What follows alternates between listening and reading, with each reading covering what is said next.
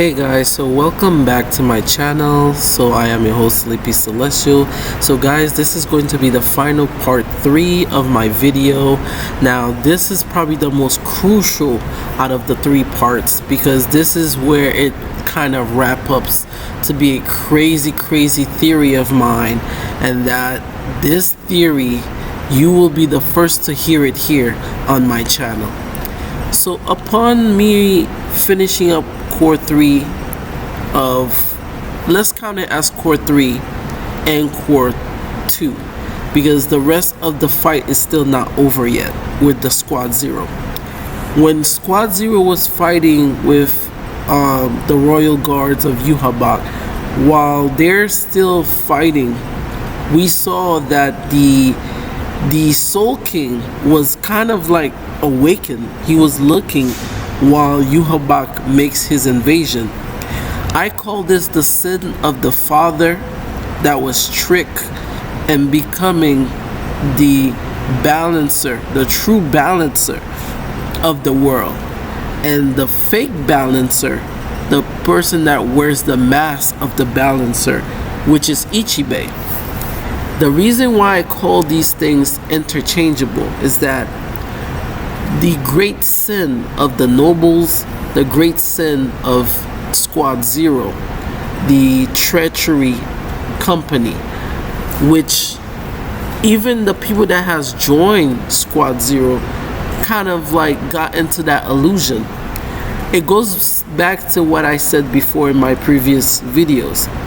When Yhwach met Ichibei 1,000 years ago, before the invasion of the Shinigami, right before he encounters Yamamoto, he got a little scuffle with Ichibei. Ichibei at that time had the right hand or the left hand of the Soul King, and it seems like only the children of the Soul King or people that are closest to the Soul King are able to get visions of what has actually happened to him.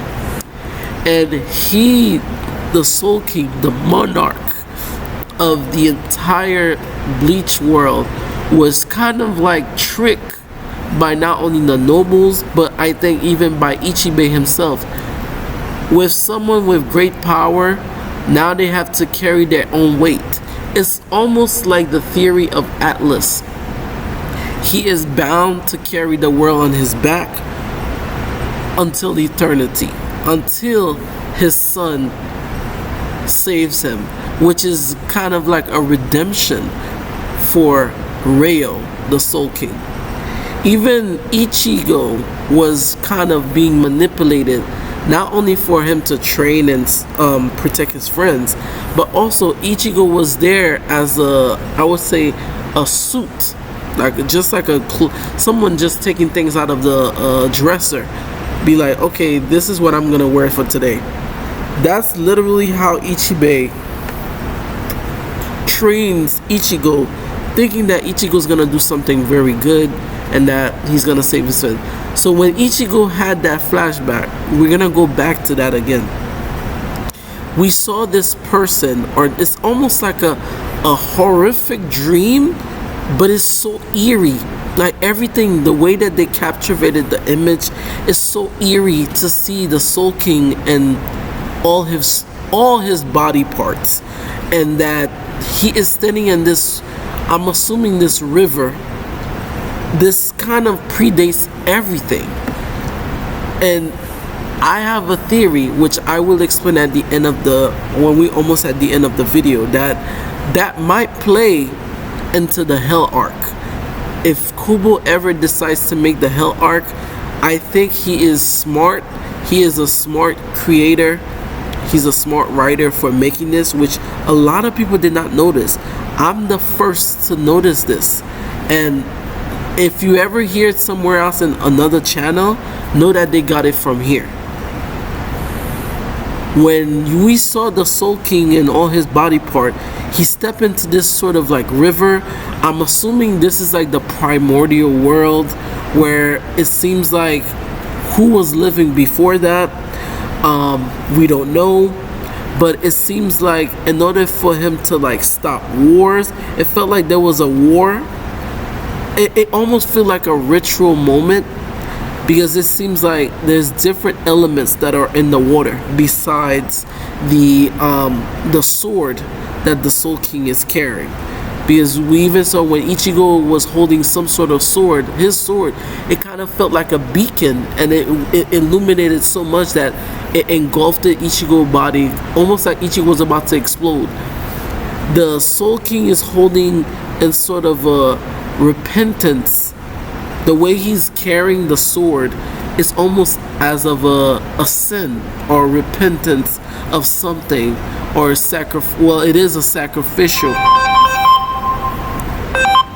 It's a sacrificial type of energy, and that what's make it even more crazy is that the Soul King kind of like never asked for this. We saw 4 different whirlpools forming at the bottom of the river, right?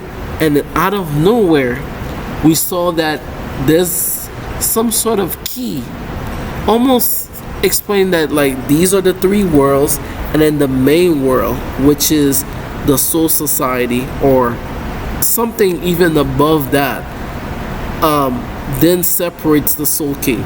This key could be something that ties back into the royal noble families, which kind of predates the 13 court guard squads.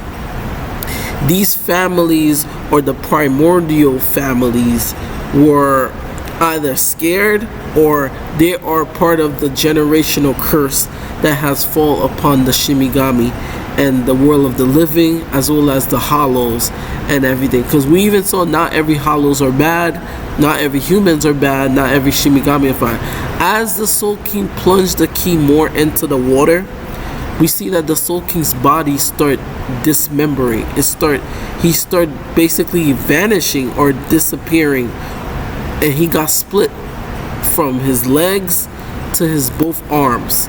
And we not assuming there was a part where basically Ichibei was holding the Soul King as his body got dismembered, everything got broken into part. What if I tell you guys, with that flashback told us 1,000 words for the Hell Arc? I'm assuming that because the original Soul King was defeated by Yhwach, and Yhwach has now become the new vessel instead of Ichigo. What if I tell you this may play a part into the Hell Arc?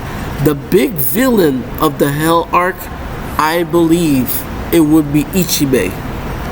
And I think Ichibei, by having Yhwach as the new Soul King, he's able to manipulate everything that he wants.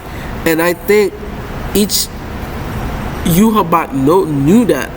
That's why I think why he made Uryu his successor. I think Yhwach will come back in some way by finding a way where he could kind of corrupt Uryu, thus creating the same cycle of hatred and renewal. Which means I think in the future Uryu will be the new emperor, and he will definitely fight Ichigo, and thus the cycle continues. And I think the antithesis didn't go away, or his ability did not go away.